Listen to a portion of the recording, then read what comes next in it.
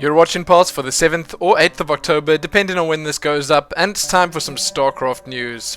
In this week's episode, we take a look at the new mystery Heart of the Swarm Terran unit that Blizzard's been teasing us with, the upcoming Season 3 lock, some GSL updates including the Blizzard Cup, IPL Origins updates, and more. Let's get started.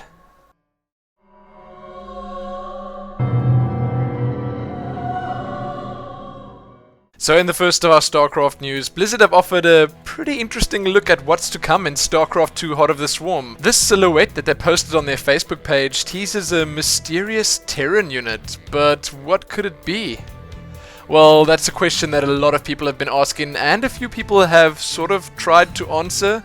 I'll get to that in just a minute though. What's important is that we were told that the unit that they're teasing is planned to be one of the new multiplayer units in Heart of the Swarm. So that is pretty cool. And Blizzard say that they're going to be teasing with even more mysterious pictures of other new Heart of the Swarm units for all the races. I'm actually under the impression that we're not going to see what this unit is before BlizzCon. We were told by Blue Posters that we're going to get a look at all the Heart of the Swarm multiplayer units, and I suppose the single player ones too, at BlizzCon, and I'm going to go ahead and assume that multiplayer Heart of the Swarm will probably be playable at BlizzCon. Who knows, we might even see a beta soon after. The guys over at Team Liquid, and I suppose the rest of the internet too, have been looking at all the different possibilities, at everything this could be, and the most convincing piece thus far has got to be the one from Armadawn, and this is a Helion Transformer concept. It does look pretty cool, and hey, it could even be plausible. This could well work. We'll have to wait and see though. They might well release it before BlizzCon as part of some sort of promotional thing for the event. Why not? It's only a couple of weeks away. So you can read all the speculation about this unit, see the full-size image, and more below. So next up, a quick mention. StarCraft 2 Ladder Season 3 is coming to an end soon, and Season 4 is in fact on the horizon. As you all know, leagues get locked at the end of each ladder season, and players can no longer be promoted or demoted out of their current league or division. Their bonus pool stops growing, but that's not a reason to stop playing. Players will obviously still be able to play out their remaining bonus pool and fight for stand-in within their own divisions until the end of the season 2 weeks later. I suppose you guys know all of this already, so I'll skip to the juicy bits. Season 3's lock will go into effect the week of October the 10th. Season 3 will officially end, and Season 4 will begin on the week of October the 24th. And there are a few changes coming beginning with Season 4. Each season will now last approximately 2 months, so that's a pretty short amount of time, and the Grandmaster League placement time will be reduced to 1 week, down from 2 weeks.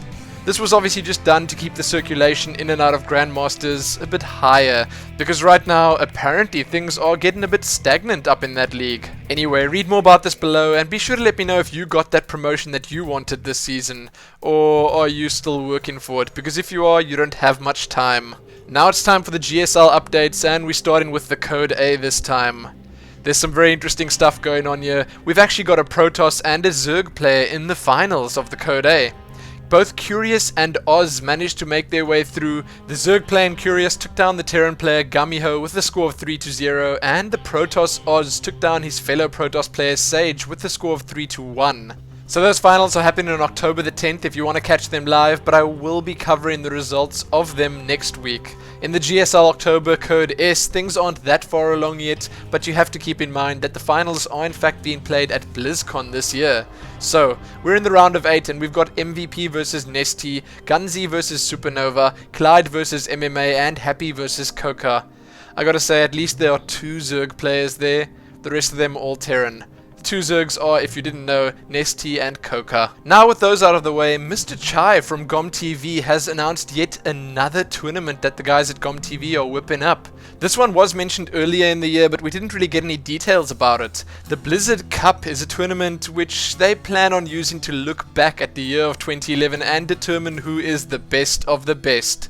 Additionally, other events like the Best Coach Award, Fan Favorite Player, and Best Player of their respective race award are planned. So it does indeed sound like everyone's going to get involved, and I think that's great. We've got a few details about how they're going to invite the players. Apparently they're going to use the GSL point ranking to get 3 of the players. The first and second place of MLG Providence are both going to be invited. The winner of IEM New York, the winner of the IPL Season 3, the winner of DreamHack Winter, the winner of BlizzCon, and the winner of World Cyber Games are all going to be invited.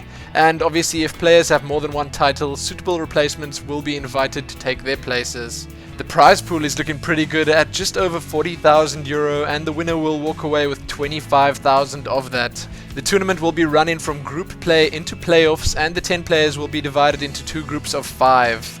If you're wondering, this is only happening in December, so it's a bit of a wait, but I'm pretty sure it's going to be worth it. You can read a lot more about the Blizzard Cup below, and yes, you may get excited. So in the last of our GSL news, you can check out the results of the recently played Arena of Legends. Dongregu and Marine King Prime both made it to the finals, and I'm about to spoil the results, so if you don't want to hear that, you better skip about 5 seconds ahead. Marine King Prime took Dongregu down with a score of 4-1. So that is pretty impressive, and I'm really happy for Marine King Prime. It's good to finally see him on top. Now, let's move along and have a bit of a talk about the IPL3. So the IPL3 has actually already started and should hopefully be running right now as I'm recording this. But I say hopefully because there have been quite a lot of issues at the venue. Yes, people have once again found a reason to complain about the lack of LAN support in StarCraft 2 because, hey, Atlantic City's internet doesn't seem to be the most stable. Now, this wasn't something they could really plan for. I heard a rumor, and I'm not even sure if this is true, that apparently a truck drove into some sort of internet box outside the venue and the whole casino's internet went down because of the crash. Now, I'm not even sure if this is true, as I said, but the stream was down and games weren't being played. There were also some rumors that I read over at ESFI World about Blizzard blocking an IP, or blacklisting it at least, and thereby blocking the entire IPL event from Battle.net. But to keep the people attending and all the fans happy, apparently Boxer and Huck were playing some Brood War show matches, so that's pretty cool at least. Now I know I've pretty much only been talking about the drama that's been going down at the event, so let's have a look at a few results. So keeping in mind that the tournament only just started recently, only Pool A and B have been played completely, and in Pool A we've got Alive, Stefano, Huck and Boxer, with Alive and Stefano both topping that group.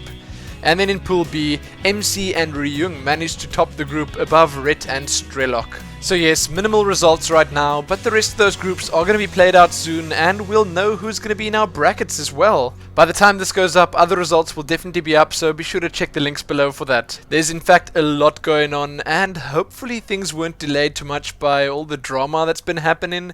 Some other stuff that's happening at the event that you might find interesting is that apparently there weren't that many fans that showed up to watch the event live.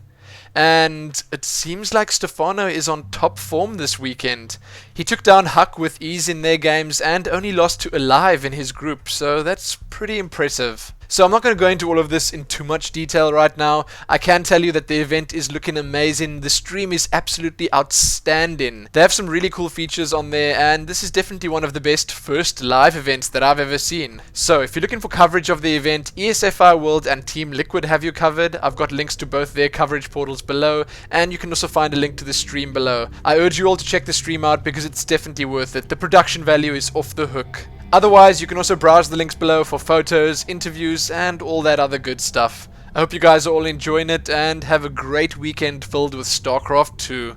Before moving into the smalls, let's have a talk about PolarfluKe Oktoberfest. Yes, PolarfluKe was slightly delayed this month, but here it is, back with a pretty huge prize pool once again. The first place prize is around $340, second place $218, third place $133, fourth $85, and fifth to eighth $49. Yes, that is indeed a lot of prize money, so if you want to register right now, you can, because this is open to absolutely everyone. Well, at least everyone on the European Battle.net server. The tournament is set to happen on October the 15th and 16th, and it will be starting with Swiss rounds on the Saturday, moving on to single elimination round of 32 on Sunday.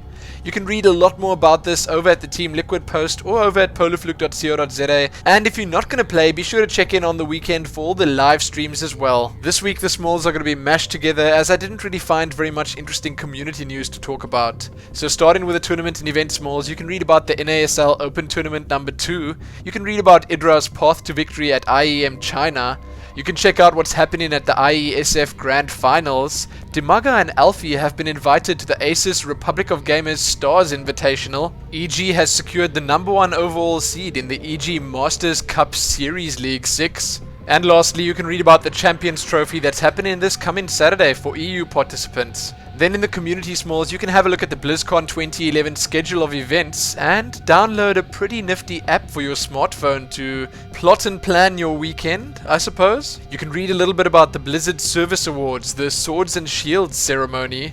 You can have a look at the latest Art of War post. This one's about the Warp Prism. You can check out some more comics. You can see some BlizzCon photos from 2005 all the way to 2010. There's a new StarCraft 2 themed wallpaper to have a look at. You can read a pretty interesting post about the future of StarCraft 2 as directed by MLG Sundance. Then it seems like Sundance is still teasing with the MLG 2012 prize pools. Cruncher has apparently gone inactive on the Complexity roster. Hack has joined Team Startail, Sase has joined Team Quantic, Type 2 has announced their StarCraft 2 team, officially at least.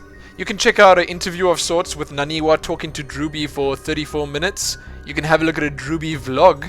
And lastly, you can read an interesting post that I found over at Team Liquid titled StarCraft Training DBZ Style. So sadly, that's all I have for you in the StarCraft news this week. Remember to check the links below to see everything that I spoke about. There is in fact a lot of news. Also, remember to catch some of the IPL action live. Like the video, favorite it, share it with your friends, and subscribe. Most importantly though, happy StarCrafting.